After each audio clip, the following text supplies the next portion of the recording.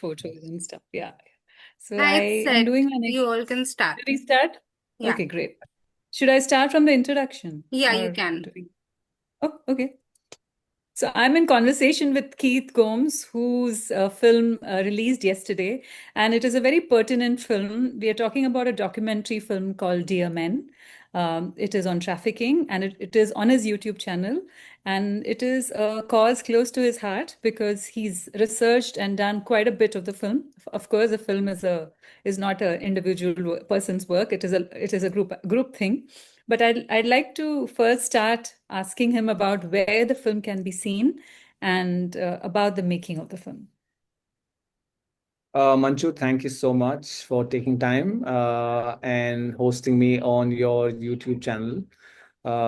It takes a lot for someone to come forward and talk about an issue and take time. I mean, it really means a lot to all of us because we all know about child trafficking. We just don't talk about it. Right. So I'm grateful for everyone who comes forward to talk about this subject. So thank you so much. Um, the film is called Dear Men. It's out on YouTube, free to watch on my channel Keith Gomes. I make these films and many others that's there on socially relevant subjects that matter to me and basically on my observation of human life. So yeah, I put them out. We friends make it together. I put in my own money. Friends come, and when I run out of money, somebody comes and gives me money, and we complete the film. So yeah, this is just for the world to watch, and if it changes one person's perspective, that's a victory. Uh, and coming back to Dear Men, the film is a true life rescue story of a friend of mine, Dipesh Tank, who's a Governor's Award recipient. It's a ode to most rescuers who risk their life. It's a very dangerous thing if you see the film. Hmm. They risk their life. They put it's a threat to not just them, their families, because they're dealing with gangsters, they're dealing with people with money, and they're stopping a trade. It's a Yeah. billion-dollar market. So this is for them, a rescue, and it's something that he did, and he rescued two minor girls from a gangster, posing as a Bollywood director. So there's a funny incident. He told me that the previous night that his the right hand man Friday, they cut a whole bakra for him and they fed him, and like thinking like a Bollywood film is Oh, coming. so they'll get a chance or something. Yeah, yeah. So stuff like that, and they did not know. And in the morning, when they went for the rescue and with the cops and everything to get the girls, one of the guys is saying, "यार sir, मैंने तो आपके लिए एक बकरा Bakra. काटा था रात को और आप हमको जेल में डाल रहे हो." So that's it's dark humor. Hmm. So this film is a representation of that rescue, Mm-hmm. uh, turned it into an engaging thriller, Mm-hmm. highlighting the cause because when you talk about a subject like this, it's very difficult for people to absorb, or they don't want to talk about it. Right. So I just thought about a way to make an engaging thriller so that the film is viewed, is interesting, engaging, and thrilling. So it's like a real life rescue. Yeah. And also, the difference is you had an actress, you had an Sayani, actress play the a director, man. a man. Yeah. So tell me Yeah. about that little twist that you did. So that was Dipesh's idea because he said, like mainly it's not to be patriarchal where a man is rescuing Ah, girls. okay. She Mm-hmm. does constantly. So he said, why not we make it into a woman who's rescuing? So that There's a idea, scene now where she goes to this girl and says, "मैं दीदी हूँ," and yeah, she's looking like a man. Yeah. Yeah. looking like a man. So so that brings out that makes the film or the character, it makes it another layer of threat. Yeah. Because I do know some over the years because I was researching and talking. There's another rescuer. Her name is Pallavi Ghosh, who has been doing it for many Mm. years. Mm. So you can imagine the threat level increasing when it's a female who goes and rescues kids. Yeah, It there's makes safety. There's something more woman about it, right? So she's almost rescuing herself also correct. in part. So Yeah. so it's layered. The character becomes layered and stuff like that. Mm. So yeah, it was Shayoni is a friend. We've collaborated previously on our film Shameless. Mm. And I just picked up the phone and I told her this is the idea, and like it didn't take her a minute to say yes. Lovely. Yeah, because there's a cause associated with it. And is it something that, is this an area that you would always want to pursue? You also spoke to some other mainstream Bollywood actors for this film, and you chose to do a documentary film and not to do a feature. No, Sorry, I short film and not a feature. Sorry. so Short film, not a feature. so I wanted to make a documentary film when I started Mm-hmm. out, Mm-hmm. but then I also know that the masses do not watch a documentary. Uh, Mm. if you make an engaging film, Mm. the masses watch it. Like people watch it because documentary is grounded in reality. Mm. It's only the intellectuals who really watch a documentary. Mm. So the best way is make a fictionalized, engaging version. So which is why I made the short film because this is my fifth short film, and like I Mm. said, I start a film without any money. I put my own money and I start a film, and the universe of love just makes it happen. Each of my film takes like 2 years to make. Mm. So I'm blessed with people around. I knew I will. It's easier. I knew I could make a short film easily. So I Mm. set out to make a short film, and eventually I wrote a feature script that was a finalist at Sundance, which is a very big film festival in Hollywood, in America. And that was a script that I reached out to the bigger stars because Mm. at the end of the day, those are economics and producers Mm. who Mm. star and stuff Mm. like. But yeah, that was the genesis of this whole story. I still want to make the documentary. Mm. Um, it's something that my heart wants to tell, uh, Mm. and I still want to make the feature also, both. Okay. Uh, your Instagram handle is called, I mean, you describe yourself as a humanity conductor. Correct. So tell me about it. That's a good observation. There's only someone else who asked me that. A very dear friend asked me that. Like, it's great, Keith, to say call yourself a humanity conductor. Uh, I think I enjoy bringing people together, and especially I always say good people should meet good people Mm. because when energies match and when goodness comes together, you ideate, you create, you Mm. get motivated to do more Mm. good. So, I mean, even amongst my friends, I'm like the connector of various kinds of people and like making this film. I mean, so many people have come together and just said, like, "Yo, Keith, I'll give you some money. Finish the film. Yo, Keith, here's this money.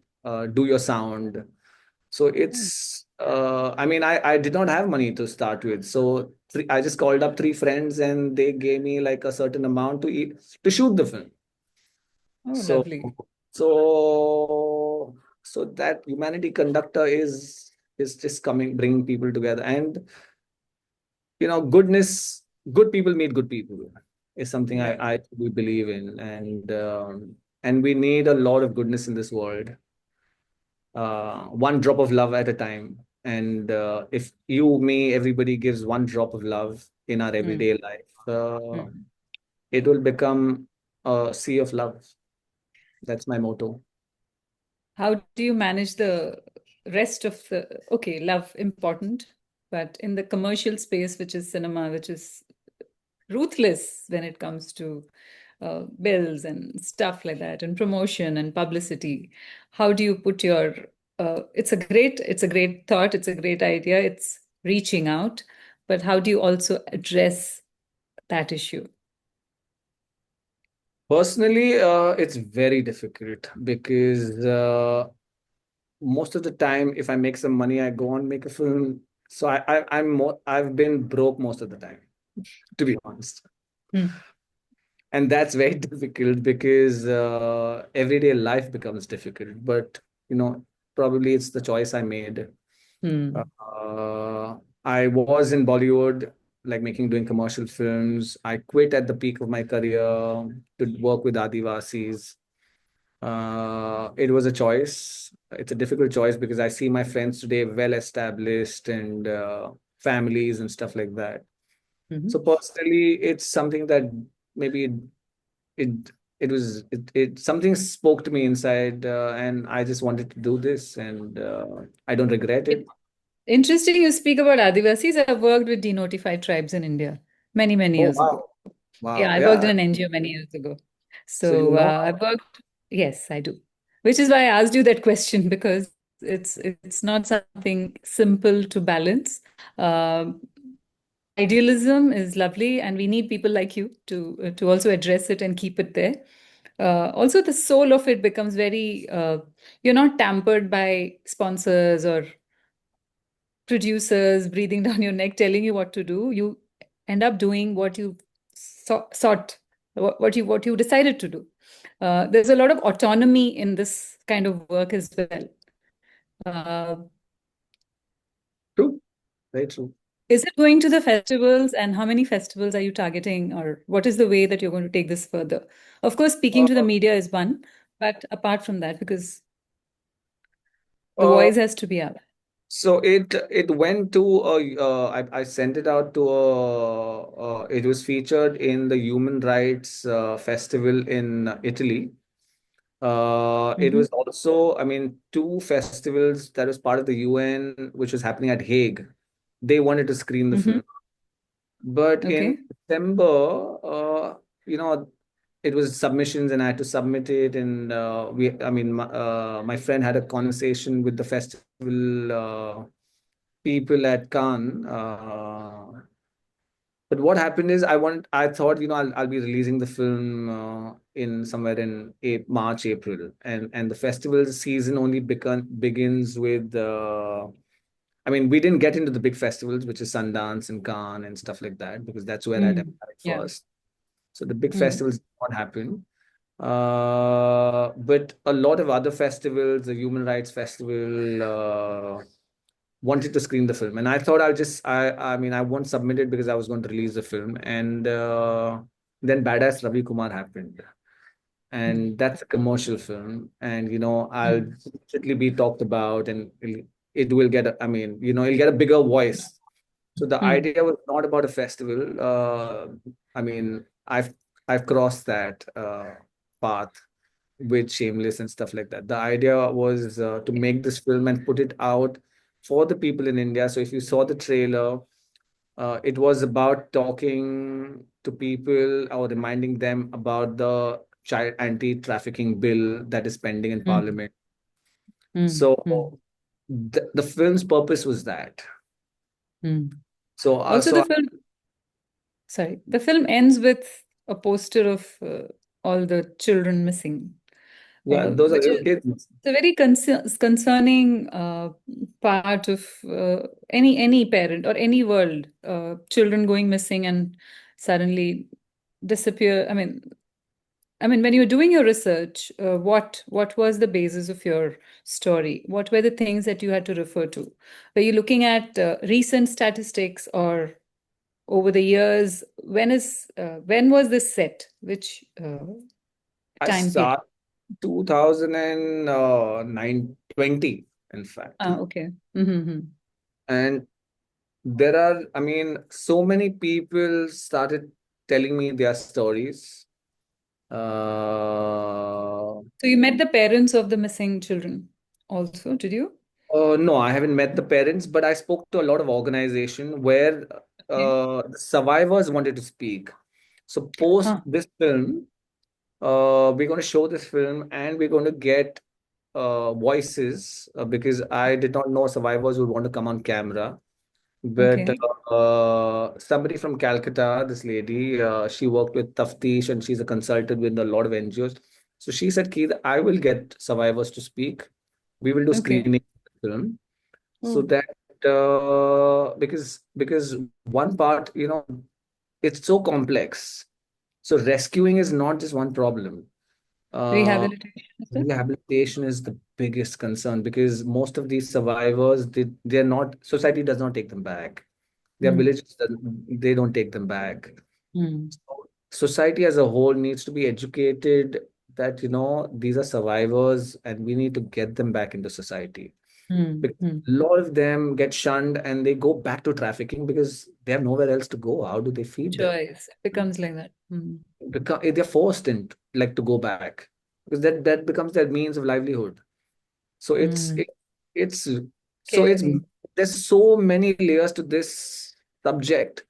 So Mm, I figure out which direction I'm going in, and then like I came down to how to get a conversation around so many things by making an engaging film. mm.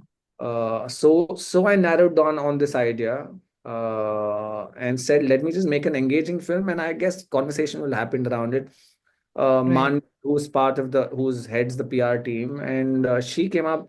We were talking about the facts, and so she came up with the idea of, let's have children say it. It'll become just more powerful, and Mm. I that saw became the trailer. that became the Yeah, trailer.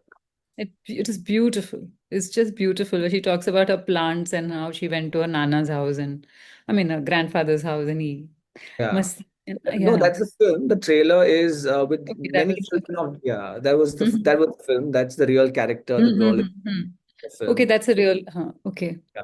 So the trailer has like I had to get it's a task. I had to get lots of parents to convince their children to speak into the Mm. camera and state facts. So if you see the trailer, it's very endearing. It's actual facts that are out in Mm-hmm. media or in press Mm-hmm. that we need to work on. So yeah, there are many layers of this problem. So how do you see? It's a great thing to do a film and talk about the issue, but then do you continue engagement with them in another form? So are these children part of your life as well? Are these the topics are? Is it just related to the fact that okay, we made this film, it's there, but at the grassroots, the children are still in a certain space. Is there an extension of do you work with an NGO? Do you work how does this dialogue go forward off screen is what I'm saying.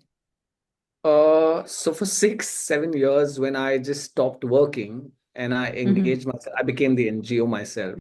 One man Mm-hmm. person doing work for over 6, 7 years with the grassroots. Spent all my savings and stuff like that. Like I said, it's a difficult journey, and then I realized, personally, like my mom, my sister, like family, I don't have money. Like, I've spent all my money and, I've Mm. taken, they've helped me out and they've been there and I need to give back to my family. I mean, so that's when it crosses I said, let me pause all the Mm. and Mm. let Mm. me make money and then maybe I can do a lot more. Mm. So yes, still making this film is my way of giving back. I can't be a full-time social worker. I can build conversation around it, but at the same time, to your question on this subject, because I've been talking to NGOs and I've given them credit at the end of the film also, and so this lady from Taftish, who's a consultant, and she said, Keith, would you make films with survivors and so that this conversation continues on how we can help. And so I said, of course, I mean, that's my way of giving back, keeping this conversation relevant.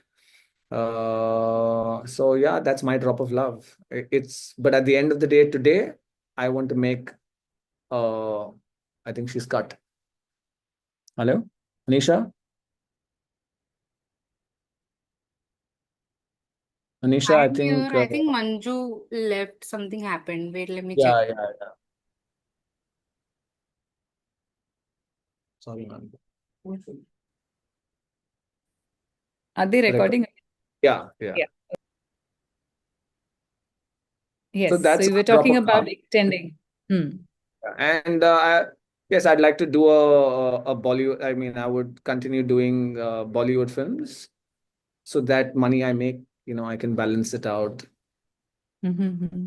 doing these kind of Is things. there another film that you're writing or working on? What is your future film now? Fingers crossed that will be a bigger, more commercial film. Okay. But So I'm that's sure with your mindset, there will be a certain socially relevant issue to also be addressed. Do you always make sure that that is there in your films? yeah, the ones that I write, hopefully which Mm-hmm. will get made. Those are commercial, but yes, there is always a social cause or a social issue that will be in all my films. Okay. But Badass Ravi Kumar was not my script, so that's also the films that I will make. Mm-hmm. Uh, yeah, Great. Thank you very much for speaking to me. I know it's been a bit up and down here because of the technical snacks, but thank you very much. I'll watch the film again, and I hope more people watch it and it reaches the audiences that you are aspiring to reach. Yeah. thank you so much, Manju, for taking time Thank you. and for all the effort. Really, No, no, a nothing. lot This to is doing nothing that and we do. all of that. This is very little. And it's just what you do is bigger than what anyone else does. So Thank you. anyone who is, I think anyone who would want to support this cause should share this film Yes. and watch it all the more. If you can tell everybody where to watch it, so that So please support us, or rather, please support this cause on child trafficking. It's something that we all need to talk about and make it a conversation that builds up. The film is called Dear Men. It's out on YouTube on my channel, Keith Gomes. It's free to watch. I make films so that people watch it, talk about it, or rather, not we make films like that, like these. So please go watch Dear Men on YouTube, Keith Gomes channel. Thank you very much. Support this thank you. cause. That's it. Thank you, Keith. Good luck.